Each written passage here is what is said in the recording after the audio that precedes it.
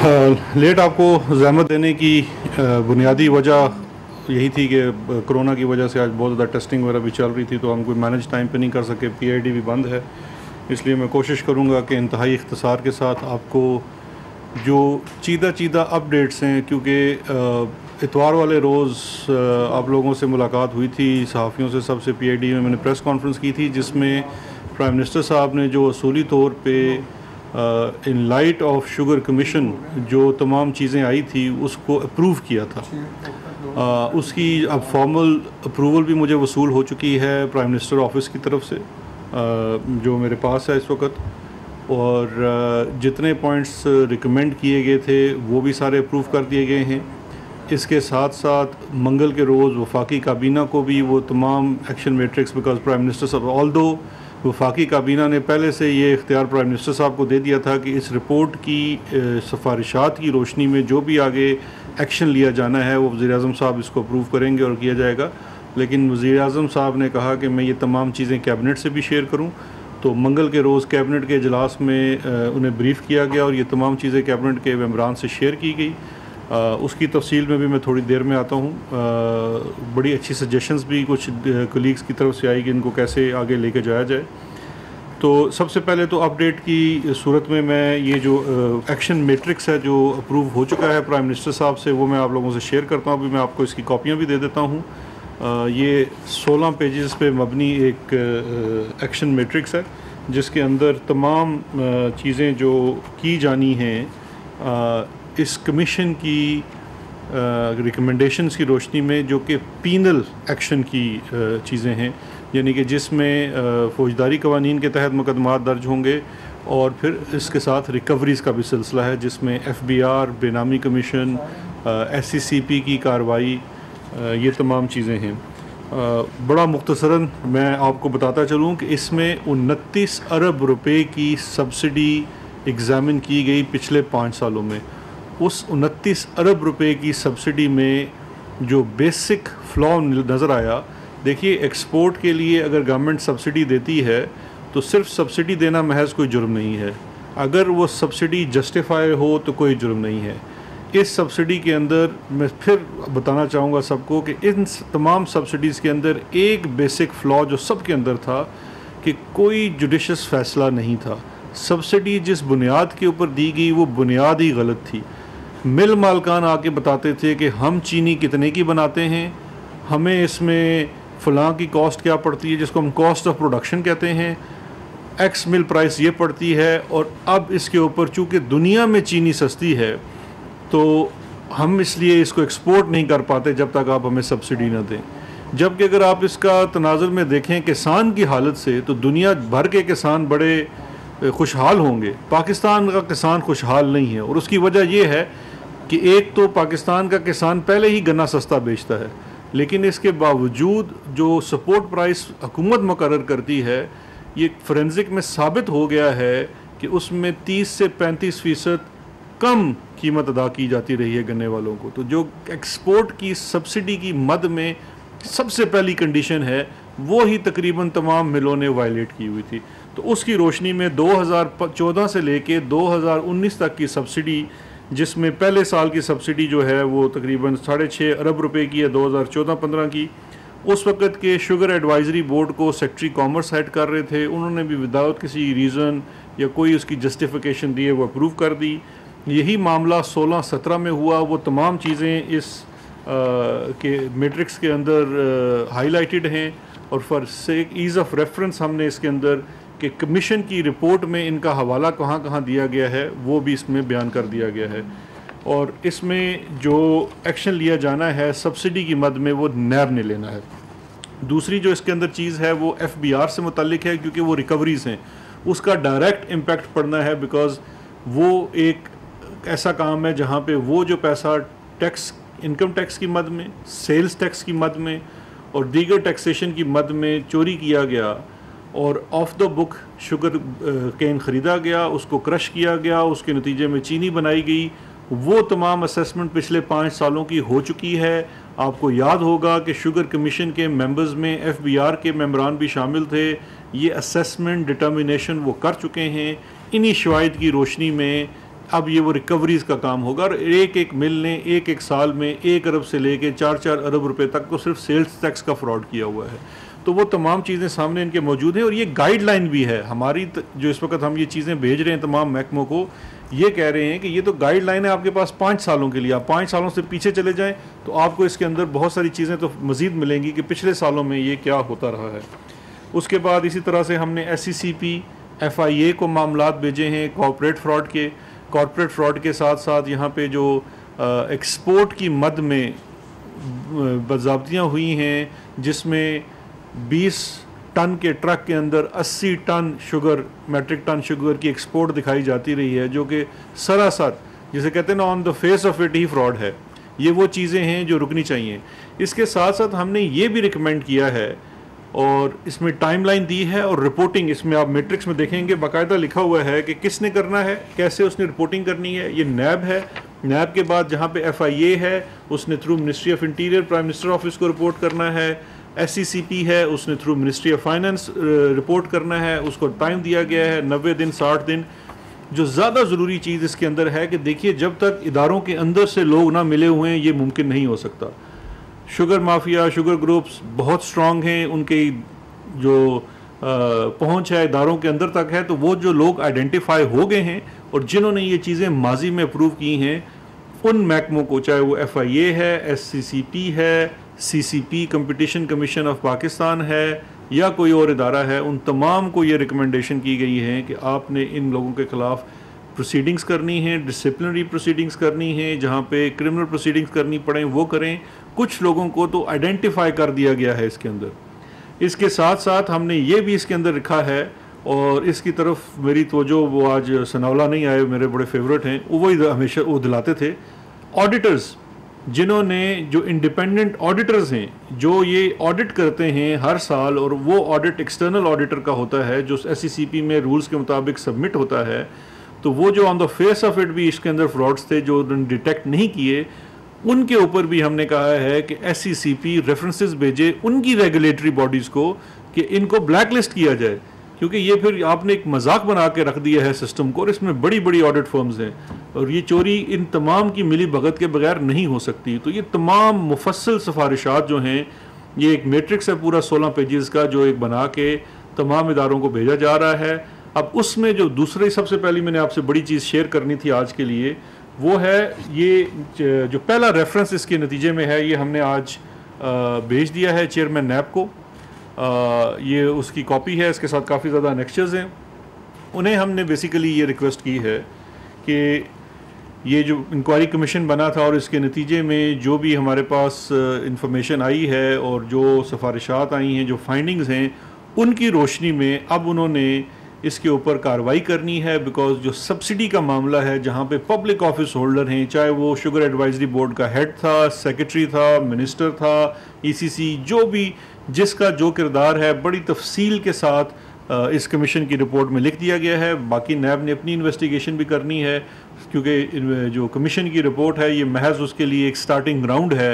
वो तो सिफारिशात हैं, ज़रूरी नहीं है कि नैब उसके ऊपर मनोअन अमल करे, वो आगे भी जा सकता है, पीछे भी जा सकता है।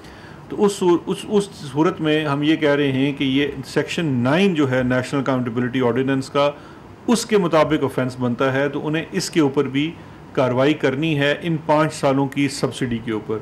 और यहाँ पे मैं ये बताता चलूँ कि आप इसको जब ये लेटर को भी पढ़ेंगे और इसकी जो साथ मैट्रिक्स लगा हुआ है, जो इसके एनेक्चर्स हैं, वाज़े हो जाएगा कि हमने अपने दौर की भी दी हुई महज 2.4 अरब रुपए की सब्सिडी, उसका भी एहतसाब किया है और उसको भी फर्दर कोई तफरीक नहीं रखी। जो हमने तराजू इंसाफ का दूसरे के लिए रखा, पिछले 4 सालों के लिए रखा, उसको अपने 1 साल के लिए भी रखा, ख़ुद को भी एहतसाब के लिए पेश कर दिया। और ये जो आज मैं आपके साथ बैठ के ये शेयर कर रहा हूँ, और ये प्रेस कॉन्फ्रेंस करने का मकसद ये है कि एहतसाब और इंसाफ ट्रांसपेरेंसी के बगैर नहीं हो सकता। जब तक आप जो काम कर रहे हैं वो ट्रांसपेरेंट ना हो, शफाफ तरीके से ना हो, फ्रीडम ऑफ इंफॉर्मेशन ना हो, उसमें कोई शफाफियत नज़र नहीं आती। इसलिए हम तो कोई बंद दरवाज़ों के पीछे काम नहीं कर रहे, खुल्लम खुल्ला काम कर रहे हैं। ये चीज़ें तमाम हम पब्लिक के साथ शेयर करते रहेंगे। ईच एंड एवरी स्टेप जो इस पे लिया जाएगा वो मैं आपसे शेयर करता रहूँगा। और ये डॉक्यूमेंट्स भी मैं आपके साथ शेयर करने के लिए ले आया हूँ। इसके साथ साथ जो तीसरी एक अहम चीज़ है, दो सिफारिशात थी। एक दूसरी ही पहली थी कि पीनल एक्शन और रिकवरीज़ की मद में क्या लिया जाएगा। दूसरा इसका एलिमेंट है कि हम इसके अंदर जो रेगुलेटरी फ्रेमवर्क है, कि चाहे वो कंपटीशन कमीशन ऑफ पाकिस्तान है या security and exchange commission of Pakistan है, FBR का महकमा है, ये तो वो प्राइमरी महकमे हैं जिनका इन इंडस्ट्री के साथ बड़ा रास्त ताल्लुक है। इसके साथ साथ एक दफ्तर होता है केन कमिश्नर का, जो सूबाई सतह पे होता है, जिसने ये इंश्योर करना होता है कि किसान को गन्ने के पैसे पूरे मिलें, उसका वज़न पूरा तोला जाए। उसके बाद जो शुगर की जो प्राइस डिटर्मिनेशन होती है वो मुकम्मल हो। फिर उसके बाद सुक्रोज कंटेंट एक गन्ने में से कितना निकलता है, उसके ऊपर अगर आप 1% की भी धांधली कर दें तो वो अरबों रुपए का फ़ायदा जो है वो मिल मालकान को हो जाता है और उसका नुकसान किसान को और आम सारिफ को होता है। इन तमाम के अंदर जो रेगुलेटरी फ्रेमवर्क की जो वीकनेसेस हैं वो पॉइंट आउट करके एक मैट्रिक्स की सूरत में उन तमाम इदारों के लिए एक बाकायदा गाइडलाइंस बनाई गई हैं, जिसमें फेडरल इदारे भी हैं, सूबाई इदारे भी हैं, कुछ कवानीन जहाँ पे अभाम है। देखिए, पाकिस्तान में कवानीन में कमी नहीं है, ऑलरेडी मैं समझता हूँ कि ओवर लेजिस्लेटेड जगह है। इबहाम ज़रूर है, जहाँ जहाँ अभाम है उसको हमने पॉइंट आउट किया है और ये कहा है कि इसको फौरी तौर पे दूर किया जाए। और नेक्स्ट क्रशिंग सीज़न से पहले, यानी कि एंड ऑफ सितंबर 2020 से पहले ये तमाम स्टेप्स हो जाने चाहिए। उसमें बड़ी प्रैक्टिकल किस्म की जो तजावीज़ भी हैं, यानी कि जो फॉरवर्ड सेल है उसको भी बंद करने का कहा गया है। जब आपने सेल कर दी मिल ने तो 2 हफ्ते के अंदर अंदर स्टॉक उठाया जाना चाहिए। इस तरह की भी सिफारिशात हैं। अब उसके ऊपर कानून साजी होगी क्रशिंग सीज़न से पहले, काफ़ी हमारे पास टाइम है, तो ये तमाम चीज़ें उसमें कर दी जाएंगी। तीसरी जो अहम चीज़ इसके अंदर जो वफाकी काबीना ने भी अप्रूव की, प्राइम मिनिस्टर साहब ने भी अप्रूव की, वो सिफारिश थी, जो मेन मकसद है, जो मैं समझता हूँ आवाम सुनना चाहती है, वो चीनी की कीमतें हैं। चीनी की कीमतों को लेके जो इस वक्त कॉस्ट ऑफ प्रोडक्शन डिटर्मिन कर दी है आपकी कमीशन ने, और ना सिर्फ उन्होंने पिछले सालों की कॉस्ट डिटर्मिन की है कि गन्ने की कीमत अगर इतनी थी तो क्रशिंग के बाद इसका कितना होना चाहिए, इसकी कीमत एक्स फैक्ट्री कितनी होनी चाहिए, उसमें और इस वक्त मार्केट की कीमत में काफ़ी ज़्यादा फ़र्क है। उसको बेस लाइन बना के minister for industries, federal minister हैं हमाद अज़हर साहब, उनकी सरबराही में एक कमेटी बनाई जा रही है और जिन्हें एक टाइम लाइन दिया जा रहा है कि शॉर्टेस्ट पॉसिबल टाइम में वो इस के ऊपर काम करेंगे और शुगर प्राइस को मार्केट में जो सारिफ को मिल रही है उसको नीचे लेके आएंगे। इसके साथ साथ दूसरी टास्क इसी कमेटी को दिया जा रहा है वो है कि आपने शुगर की पॉलिसी क्या होनी चाहिए, क्या हमारी पॉलिसी ठीक है। हम इसमें देखिए किसी बिज़नेस कंसर्न को ना ही कोई नुकसान पहुंचाना चाहते हैं, ना निशाना बनाना चाहते हैं। हम ये चाहते हैं कि हमारे जो ये कमेटी है वो PSMA के साथ बैठे, शुगर मिल एसोसिएशन के साथ बैठे, असूली तौर पे आप ज़रूर मुनाफा कमाइए लेकिन not at the cost of customer. एक आम सारिफ की जान को खेल के आप ना करें कि उसको आप पर किलो 20, 25, 30 रुपए का जो आप ये टीका लगाते हैं ये ना कीजिए। आपका एक मुनासिब और जायज़ मुनाफा होना चाहिए और शुगर इंडस्ट्री में ठीक ठाक मुनाफा है। अदरवाइज़ अगर इसमें इतना मुनाफा ना होता तो हर दूसरा बड़ा सियासी ख़ानदान जो है, इसमें क्या ये सवाल नहीं बनता कि इसमें सिर्फ ताकतवर आदमी शुगर मिल लगा रहा है, कोई कमज़ोर और आम शख्स जो है इसके पास शुगर मिल नहीं है। फिर ये जो कोटा सिस्टम है, ये क्यों कोटा सिस्टम है? अगर इसको फेयर करना है तो फिर इसको पूरे कोटे को भी खोला जाए ताकि शुगर मिल कोई भी लगा सके। तो इन तमाम चीज़ों को सामने रख के इंडस्ट्री के लोगों के साथ बैठ के आपने इसके ऊपर पूरा एक पॉलिसी बनानी है, इसको रिव्यू करना है। इसमें एग्रीकल्चरलिस्ट जो हैं उनका भी बहुत ज़्यादा इसके अंदर रोल होगा कि वो भी बताएं, क्योंकि ये भी देखना है कि क्या हम ये ठीक सिमत में जा रहे हैं या नहीं जा रहे। तो ये वाली जो चीज़ें हैं ये हमाद अज़हर साहब को सौंपी दी गई हैं। तो अब जो शुगर कमीशन की नतीजे में जो चीज़ें सामने आई हैं वो तमाम लोगों की तरफ भेजी जा रही हैं, जिसमें से आज नैब की तरफ चली गई हैं। मेरी FBR वालों से भी मीटिंग्स हुई हैं, उन्होंने भी अपना काम शुरू किया है, उन्हें भी ऑफिशियली कल या परसों ये चीज़ें चली जाएंगी। और इसी तरह से दीगर महकमे भी जो हैं और प्रोविंशियल सतह पे जितना इसके अंदर रोल है वो काफ़ी ज़्यादा है। तो हम तीनों सूबों को जो एंटी करप्शन के हैं, जो पीनल एक्शंस हैं, वो हम एंटी करप्शन को दे रहे हैं, चाहे वो सिंध का हो, पंजाब का हो या KP का हो, क्योंकि इसमें जो केन ग्रोअर को पैसा कम मिल रहा है वो उसकी दस्तरस में आता है, केन कमिश्नर उसकी दस्तरस में आता है, इसी तरह से रोड सेस की मद में जो धांधली हुई है वो उसमें आता है। और सबसे अहम बात है कि जो आपकी शुगर मिल्स, बड़ी कुछ शुगर मिलें ऐसी हैं जिन्होंने अपनी जो लाइसेंस कैपेसिटी है उससे 10 गुना ज़्यादा वो अपने प्लांट्स लगा लिए हैं। गवर्नमेंट को ना उसका कोई टैक्स देते हैं, ना उसकी कोई रेगुलेटरी ड्यूटी दी है, ना ही कोई इजाज़त ली है। और जब आपने अपनी क्रशिंग कैपेसिटी से ज़्यादा लगाया हुआ है तो उसका मतलब है कि आप तो अपनी जो डिक्लेयर्ड कैपेसिटी से बहुत ज़्यादा गन्ना क्रश कर रहे हैं, चीनी बना रहे हैं, और उसका आप कुछ भी ना टैक्स की मद में दे रहे हैं और ना ही किसी और ड्यूटी की मद में दे रहे हैं। तो ये तमाम चीज़ें एंटी करप्शन को चली जाएंगी। और फिर हम इंशाल्लाह उसको मॉनिटर भी करेंगे सूबाई हुकूमतों की सतह पे, जहाँ जहाँ हमारी हुकूमत है, और जहाँ हमारी हुकूमत नहीं है उसको आप लोग जो जर्नलिस्ट हैं वो ख़ुद उसको मॉनिटर करेंगे कि वो कितना अच्छा काम वहाँ पे चल रहा है या नहीं चल रहा। आखिर में मैं, क्योंकि आपका सवाल भी आना है, तो मैं इसको ख़ुद ही आपसे शेयर कर लेता हूँ। आज मुझे पता चला कि शायद शुगर मिल एसोसिएशन वाले और बहुत दीगर मिल मालकान बहुत ज़्यादा उसमें कुछ, मेरा ख्याल है 3 सफ़ों के तो पटिशनर्स हैं जो अदालत में चले गए। बड़ी अच्छी बात है, अदालत में जाना हर शहरी का हक़ है, लेकिन मेरा ख्याल है इट्स बिट लेट। कमीशन तो अपना काम कर चुका है, उसकी सिफारिशात आ चुकी हैं। कमीशन एक कानून के तहत बना और उस कानून ने बड़ी शफाफियत से काम किया, सबको सुना, शुगर मिल एसोसिएशन को सुना, बावजूद उनकी धमकियों के वज़ीर आज़म साहब तक को धमकियाँ पहुँचाई गई, कमीशन के लोगों को धमकियाँ पहुँचाई गई। उसके पूरे सबूत मौजूद हैं। अदालत अगर कहेगी तो बिल्कुल उन सबूतों को अदालत के सामने लेके आया जाएगा कि कैसे पब्लिक ऑफिशल्स को धमकाया गया और यहाँ तक कहा गया कि मुल्क में चीनी का एक दाना नहीं रहेगा। तो हम तो बड़े खुश हैं कि ये उस जगह लेके आ रहे हैं। और मेरे साथ तो उनका चूँकि ज़्यादा कोई उसने सलूक है कि वो उन्होंने तो मुझे तो उसमें रिस्पोंडेंट भी बनाया है। तो बाकी